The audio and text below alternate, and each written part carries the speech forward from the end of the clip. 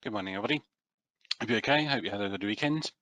This is a tutorial into one of the AWS features that was released last week at reInvent 2020. And in this, we'll look at the ability to run deep learning images on AWS. Now, to date, we have, and in most situations, we are using kind of two main ways of doing inference on AWS using SageMaker. One is the batch transform process, where you can run normally periodically in the background asynchronously a batch of predictions on a vast data set. Very good for that kind of use case.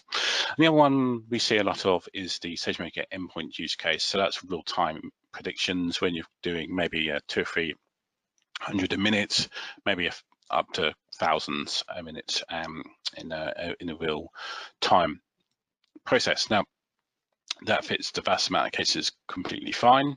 However, we do have customer situations and where we've seen that people want to only call those models periodically and very rarely, at which point it's a bit too troublesome to spin up an endpoint, and it's a bit too less volume to do batch transform, and people kind of want that kind of real-time ability to do it. So the normal way that we look at doing this is using lambda and then putting the ML model in lambda. However, that has certain significant limitations. One is native libraries are a bit picky, and installing them correctly can be troublesome, so it will complicate your build process a little bit. Secondly, lambda imposes on everybody a 250 megabyte package size, including layers. So that means that if you've got a particularly big model or you're using one of the big frameworks, that it won't kind of load and it won't run. So the current kind of best workaround for that situation is to use EFS and mount that inside the lambda and then store your model and your frameworks on there. Which is fine, but it's a bit troublesome again, a bit complicated, and also it can be in a bit of a versioning nightmare when it comes to dependencies and where those files are located. So a bit more care is required at that point. So we've been asking for a while and anticipating for a while some ability to do predictions on a pay-as-you-go basis ad hocly in a lambda style. So for a bit of a smaller, that wasn't necessarily launched last week as part of SageMaker. However, it got us thinking a little bit and got us looking at what was launched. And the thing that was launched was custom runtimes using Docker images for Lambda. So this allows you to build a Docker image and then run your Lambda code inside that Docker image and do what you want. And it has some kind of cool things, like it has a 10 gig limit around it, how big it can be. So it breaks through that 250 limit at this point. So that's quite good. And also, because you're using a Docker image, you can actually install your native libraries quite nicely yourself and run what you want without that complication. Now, that's really good because, as I mentioned earlier, we have a lot of those problems with TensorFlow and MXNext and PyTorch. They require a lot of setting up to get them right, which is a bit complicated as it was. And to be honest, it's not something we would normally endeavor to do ourselves because AWS do such a good job of it. So that got me thinking, and us thinking in the wisdom, that could we use one of the AWS deep learning container images that AWS build for us, and could we just run one of our models on that inside Lambda? So it gives us the best of both worlds. It gives us the SageMaker environment that we know and love to a certain degree, and it also allows us to run it in Lambda for those use cases that need it, for that kind of process. So this is a bit of a tutorial into how to achieve that. So this is where we started. This is just the standard TensorFlow example, basic example 101 on their website, nothing more than that. And we just run through it, and it's just an example, and you can go through it in more detail. We load in the data set, we compile, we can check that the data set is correct, And then we will do the pre-processing, so that will just convert the images into a by 255, still the same size and consistent, and we'll hold that's good. And then we'll build out the model, so we're using Keras, and we will go through Keras and we'll build out the model. This is pretty standard tutorial stuff. You can find it online, no problems. I didn't play too much with the layers here. I just was interested in the process, so that was good. And then we compile our model. Brilliant. So we've got that, and now we need to train our model. Okay, so we're just going to train it out the box again for a very few number of epochs, 2 epochs for this. You might want to train it more to get your accuracy up. It's up to you. You can play with the layers, do whatever you want. But the point was, I just wanted a basic image classifier here, so wasn't too worried about the result. As long as the accuracy was about 85%ish, we're good. And hopefully, there we go, 85 at 7. So that's good. Let me just validate some of those things in a bit more detail. Yes, here it's 85% on the test data set as well. So we're not too overfitted or underfitted, so that's quite good. We'll go for normal prediction. That doesn't really mean too much to most people, unless you're really into your data science. So we're going to use Keras to wrap that in probability, so we can see that a little bit more. And then there we go. We've done it as a probability and got our prediction out, and let's see what that is.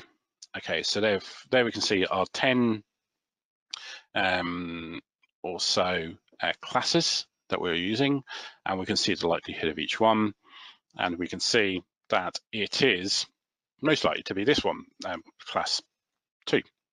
And you're right, great, okay, what's class 2? Okay, it looks a little bit like a jumper, that's good. And the most important step, and I just skip that rather quickly, but we want to use this in Lambda later, so we had to save out the model and zip it up so that we could use it later. It saves it to this TensorFlow servo format, so if you wanted to actually run it in any Azure endpoint in SageMaker, you can do that quite nicely. And then, okay, that's good, we saved it, and just one final check to see if we can work out what it is. So we take that 2, the maximum from the prediction set, we get the encoded value, and then we de-encode that. It's a pullover. Great, fantastic, it's what we think it is. So the next stage for this was to build out a lambda and the Docker. So that's good. So what I use this, I updated SAM. I installed the latest version of SAM and run the init process, and now it's got an option there when you run an init process, basically a standard template or a custom image template. I selected the custom image template at this point, and then it builded me out a standard hello world example. Great. Some things to talk through here. So the template is pretty standard. I just had one lambda function, that's all we need. The events file I'm using is one of the ones out of the test data set from earlier. So I'm just taking one standard value for us to predict. This is a shirt. Okay, so just remember that it's a shirt. So at the end of this process, we want to see a shirt out of it. I took the model and unpacked it inside here. So the actual model itself is not actually that big. It's the frameworks that's quite big. You could save this test free and load it in runtime if you wanted to save a bit more space. Completely up to you. And then we get to the most important thing, and this is relatively simple, but amazing, I think. So I used one of the examples online that AWS pushed out last week of how to do this using a multi-phase Docker process. So the first phase just pulls the TensorFlow image. So this is which image to use. Well, we decided to use, and I'll try and bring it up. We'll try to use one of these ones in here. So these are the approved AWS deep learning containers, like I said earlier, that SageMaker uses. And we just went down here, selected the region, everything we're in, and I selected TensorFlow 2.3, wherever it is on it. There we go. I selected it with a non-GPU option. That's quite important. Lambda still doesn't support GPU, so you're using a GPU for inference, then bad luck. But you can use GPU for training, and then if you can use a CPU for inference, that's fair enough. You can do that. So you can do that. So I selected, this is what I selected. And then in the Docker file, I created, basically referenced and pulled that down. All good. The next stage is basically you need to install the function dependencies. Now, just so you know that I haven't cheated, it's only got requests in here, haven't got TensorFlow or anything like that. So all that will come from the underlying Docker image, not from here. So just to convince you, I haven't cheated along the process.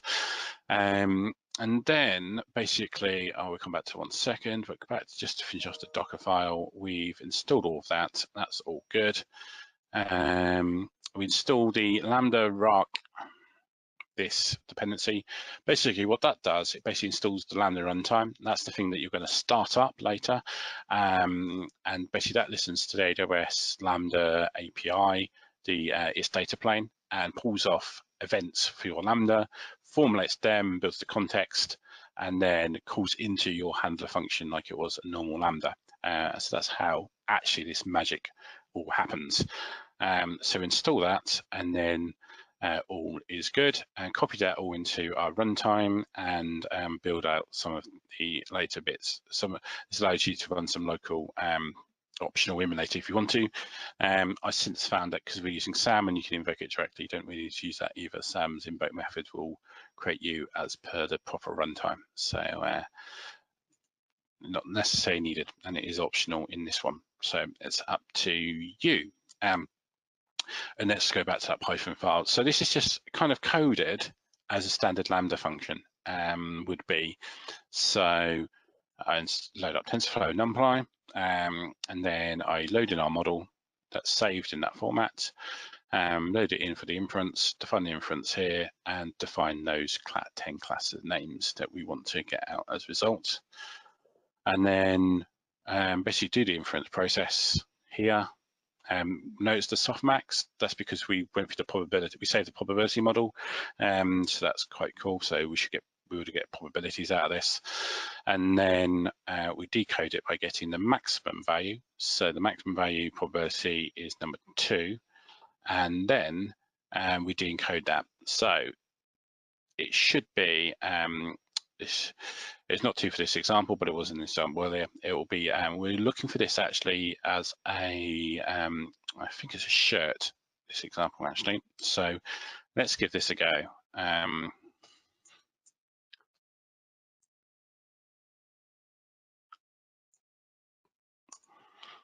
Build it, blah. Okay, so that's going to build, instant build process. It will just build it as you normally would.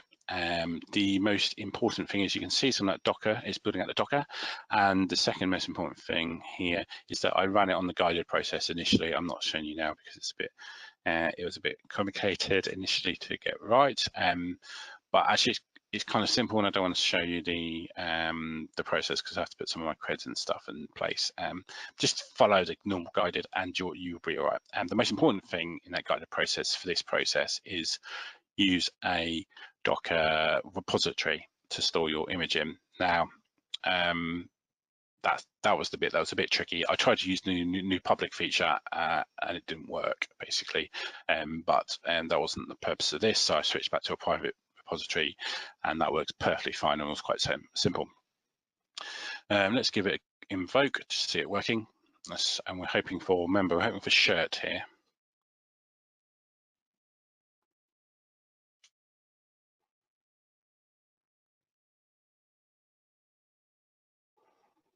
Excellent, shirt. Once you've done the SAM invoke process, then the next stage is deploy it. Now, it's going to take a little while. It's got to upload that entire image to ECR and then deploy it into Lambda. So it can take a little while to upload, so just be aware of that. Some other kind of things I found out along the way. maybe you need to adjust your memory allocation a little bit. I'm going to use about 248 megabytes for this, so that we've got a couple of cores as well in play, and that the memory, the timeout needs to be probably about 60 seconds, if not a bit longer. For the cold start. So the price you're paying for running Lambda in, running Docker in Lambda is the cold start time. It can take between 30 and 60 seconds to start up, but after that point in time, it then gets a lot quicker.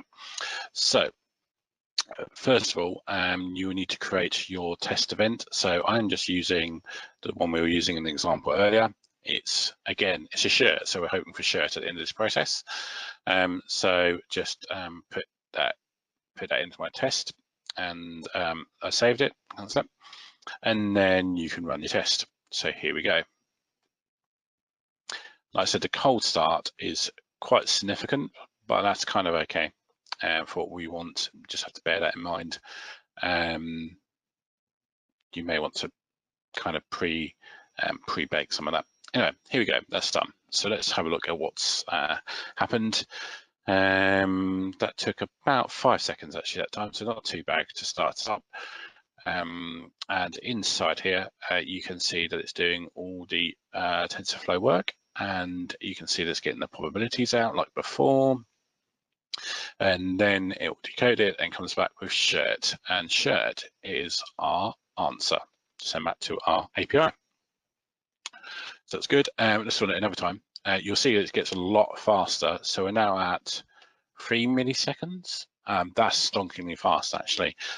So you may want to also consider this for some high performance scenarios as well, because that's really good. So with that, I will stop sharing my screen.